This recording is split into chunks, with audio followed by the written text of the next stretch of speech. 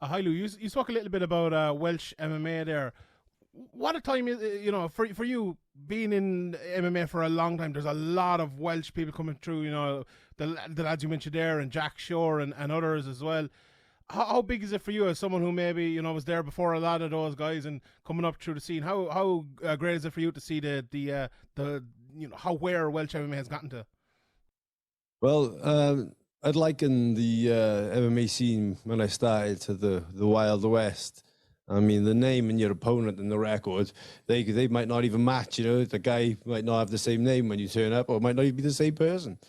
To now you got real, proper, organized events, and like myself, as you've named, like Jack Shaw, things, and Brett Johns fighting on these worldwide promotions. It's always been, like a dream. As I said, my dream has always been to travel and fight, and I'm a martial artist, and I've always wanted.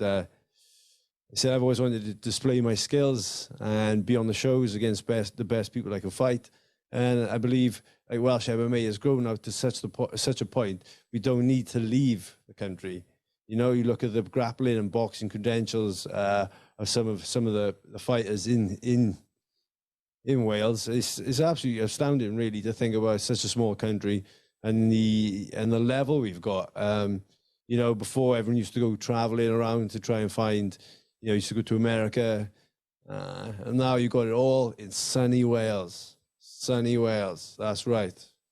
Beautiful. There's been a lot of talk in the UK and Irish scene over the last few years about Bellator versus Cage Warriors and kind of this scene. And I'm not going to ask you which you prefer in a Bellator media call here, but what are the differences, do you think, as someone who's fought many times against the likes of Paul Redmond, Shea Mills, Ryan Scope, Roberto Saldic, although Scope is outside of Cage Warriors, my apologies. What's the difference between Bellator and Cage Warriors, and what at this stage of your career as well, being in Bellator, is that the best place for you now? I can afford to feed my family. Is that it simply? Like, so for all those years, was it a case of just fighting to fight? Cage Warriors is a great organization, and it's great to build people up, and they take people over to certain organizations.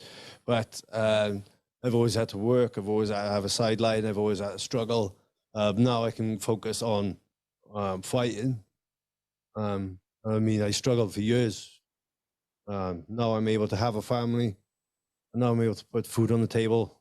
And now I'm able to fight, in different countries against, different people and get paid.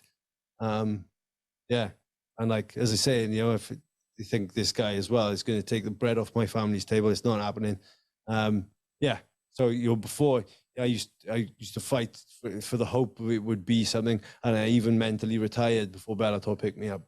And now they've done it. You can see the talent that would have been wasted just because of a monetary thing. Do you feel like it's a new start to your career now, kind of, that you can afford to, I don't know if you're doing it full time, but you can afford to take yourself to the next level, maybe so you can get to that next level in Bellator? Do you think there'll be massive jumps in your game over the next while? 100%. There's no question. Like I said, I've always had to work. I even to the point I opened up a gym myself to try and fund my own training and my own coach's expenses. But even then, I started to work 4 nights a week, which obviously isn't really conducive to having a great athletic career when you're shattered all the time.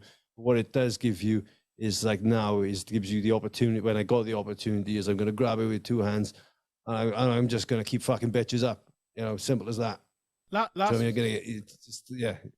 quick one for me. Life is easy now. Well, fighting's easy. Life is hard. But back then, you getting paid 500 quid to £1,000 to have a fight. It's going to take years off your life potentially. Now again, I said, I've got a family now. I've got to be able to feed them. I was going to retire.